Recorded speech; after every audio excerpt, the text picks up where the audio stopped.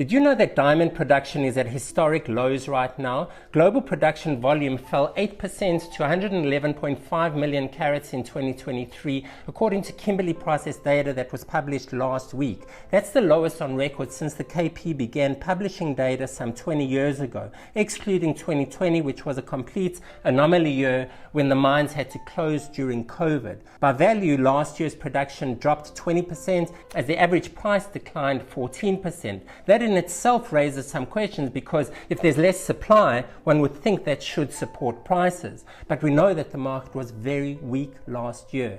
A lot of rough was left unsold. De Beers began 2024 holding some $1.6 billion worth of inventory, and we see from the KP data that the two largest producer countries, Russia and Botswana, produced and imported about 5.5 to 6 million carats more than they exported.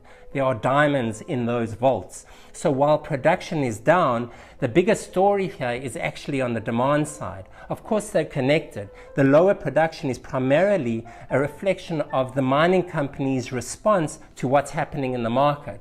Sure, there are operational factors to consider. The Argyle mine closed a few years ago, which took 10 to 20 million carats a year off the market, and a few operations are in transition. For example, the Venetia mine in South Africa, where production is lower as it ramps up underground mining. But really, it's about demand.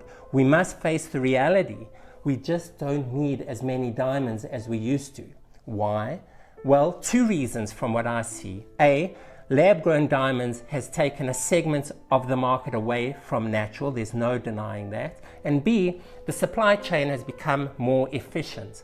There's less room for people to trade or deal in diamonds. That's true in the polished market, but it's very true, all the more so, in the rough market. We used to be able to push goods to the trade, which had an economy of its own. It wasn't necessarily the end consumer driving the rough supply-demand dynamic. A diamond would change hands many times before it reached the cutting wheel.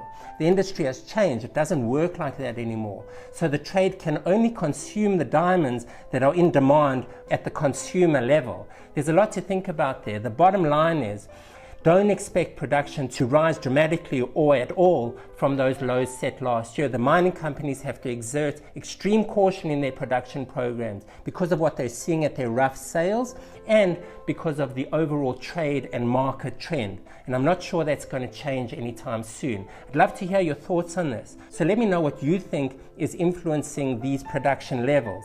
That's your Diamond Minute. I'm Avi Kravitz. Thanks for watching. I'll see you guys next time.